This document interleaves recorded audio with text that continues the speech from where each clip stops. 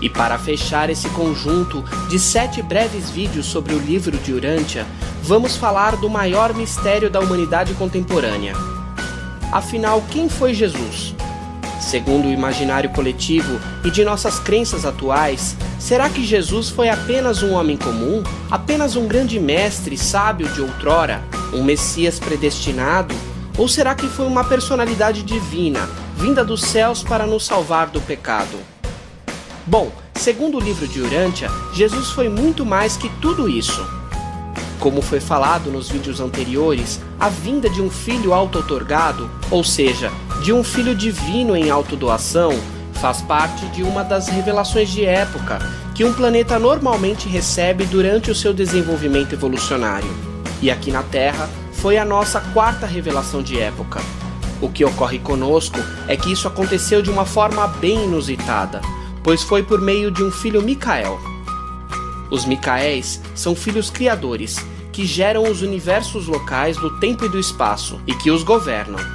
Esses criadores soberanos do universo são de origem dual, incorporando as características de Deus o Pai e de Deus o Filho. Cada filho criador, todavia, é diferente de todos os outros. Cada um deles é único em sua natureza, bem como em personalidade. A relação dos filhos criadores com o seu pai do paraíso é tocante e superlativa. Quando saem do paraíso para fundar os seus universos, são conhecidos como Micaéis criadores. Quando estabelecidos em autoridade suprema, eles são chamados de Micaéis mestres.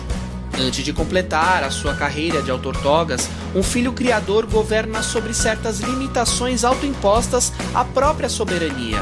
Mas após terminar o seu serviço de autortogas, ele governa pela virtude da sua experiência factual, ou seja, pela virtude de ter vivido a experiência na forma e semelhança de suas criaturas.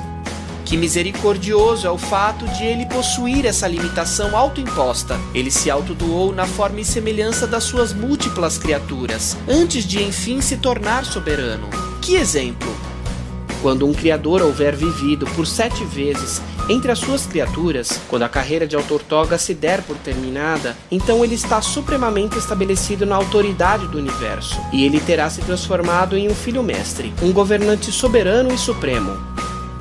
Para que vocês tenham uma ideia da magnitude de tudo isso, o nosso Micael, conhecido também como Cristo Micael, ou Jesus como encarnou na Terra, é o criador de mais de 3,8 milhões de planetas habitados.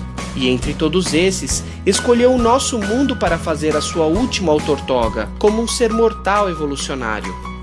Termos recebido o Criador aqui parece uma coincidência sem tamanho, não é mesmo?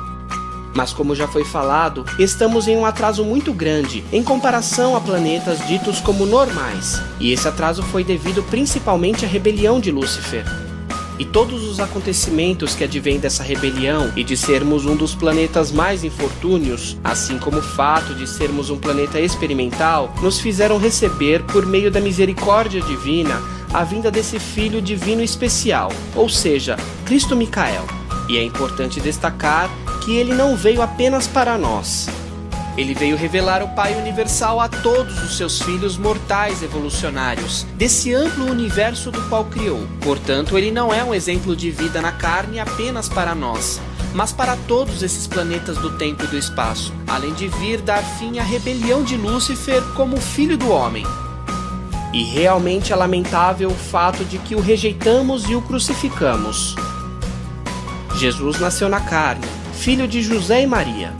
Foi um jovem que até os 20 anos carregou um fardo tão pesado que mesmo antes ou depois nunca foram vivenciados de forma equivalente por outro ser em todo o universo. Apesar de não ter tido filhos biológicos, ele foi um grande pai para os seus irmãos. Durante toda a vida, é verdade dizer que ele foi testado em todas as coisas humanas. Sentiu tudo o que sentimos. É literalmente verdade que o Verbo se fez carne e habitou entre nós. Como já foi falado, nada substituirá a leitura do livro de Urântia. Até mesmo o desenvolvimento desses vídeos explicativos tentam interpretar, de forma imperfeita e incompleta, alguns documentos do livro. Mas nada mesmo pode substituir a leitura dos documentos que descrevem a vida de Jesus. Ainda mais do livro de Urântia, que é a maior descrição da vida de Jesus escrita até hoje. Os apócrifos sobre Jesus possuem muito de sua vida, mas muito pouco comparados ao livro de Urântia, além de fatos muito distorcidos da verdadeira vida de Jesus, dos diferentes apócrifos. Que despertar teria o mundo se pudesse tão somente ver como Jesus viveu na Terra e conhecer de primeira mão os ensinamentos dados pela sua própria vida. Mas atenção, o próprio livro nos ensina. Não tente viver a vida que Jesus viveu na Terra. Não procure tanto o que ele ensinou, mas sim, procure ver o que ele realmente fez. Inspire a sua vida. Se o cristianismo pudesse abranger mais os ensinamentos de Jesus, daria uma ajuda bem maior ao homem para resolver os seus problemas novos e cada vez mais complexos. O cristianismo, de fato, prestou um grande serviço para esse mundo, pois contribuiu grandemente para a sociedade que possuímos hoje. Mas agora é Jesus que se faz necessário. O mundo necessita ver Jesus vivendo novamente na Terra. É inútil falar do renascimento da cristandade. Devemos seguir em frente, de onde estamos. E quando Jesus tornar-se elevado assim, atrairá todos os homens para si. Se a igreja cristã ousasse tão só esposar o programa do Mestre, milhares de jovens, aparentemente indiferentes, iriam se apressar a alistar-se em um tal empreendimento espiritual. Eles não hesitariam em ir até o final dessa grande aventura. A religião é apenas um humanismo elevado, até que seja tornado divino pela descoberta da realidade da presença de Deus na experiência pessoal. O homem pensante tem sempre temido estar preso a uma religião. As mulheres e os homens modernos de inteligência fogem da religião de Jesus, pois têm medo do que ela fará com eles. E todos esses medos são fundamentados. A religião de Jesus de fato domina e transforma os seus crentes, fazendo com que os homens autoexijam a dedicar as suas vidas a buscar um conhecimento do que é a vontade do Pai do céu, autoexigindo que as energias da vida sejam consagradas ao serviço altruísta da irmandade dos homens. Os homens egoístas apenas não pagarão esse preço, nem mesmo pelo maior tesouro espiritual jamais oferecido ao homem mortal. Só que quando tiver tornado desiludido bastante por desapontamentos tristes que acompanham buscas tolas e decepcionantes do egoísmo, e depois da descoberta da esterilidade da religião formalizada, é que o homem se disponibilizará a voltar-se de todo o coração para a religião de Jesus de Nazaré.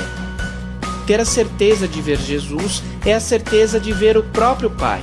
E quando tudo tiver dito e feito, a ideia de um pai será o conceito humano mais elevado de Deus. Obrigado por assistir os vídeos e tenham uma ótima leitura do livro.